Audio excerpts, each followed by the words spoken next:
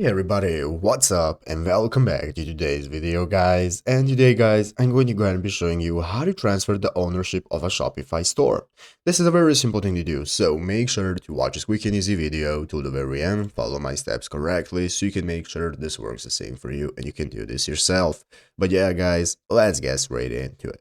So the first thing you want to do is to go ahead and open up the official Shopify website right here, shopify.com if you're not already, and after opening it up, you'll be greeted by this main page right here, which is the home page where you want to go ahead and log into your account. So go ahead and log into your account in the upper right corner, and after logging in, you'll be greeted by this home page right here, where at the left side screen you can see all the sections you can access, such as home, orders, products, and so on, that are going to enable you to edit your store. So let's go ahead and take a look at how we can get started with transferring the ownership. So what we're going to do is right here at the left side screen, we're going to click this settings icon at the bottom of the page. So click on settings, and after clicking on settings guys, this is now going to open up this new main page right here. We can take a look at all the sections you can access for managing your website, such as general, plan, billing, and so on. What we want to do guys to transfer ownership is go right here and click on users and permissions.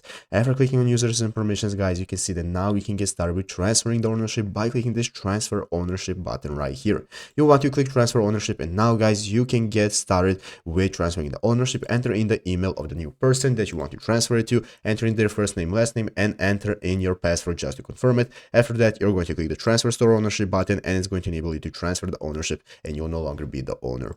But yeah guys, basically that is how to do it. So I hope this video was helpful. If it was, make sure to leave a like and subscribe to the channel. So guys, thanks for watching, take care, and bye.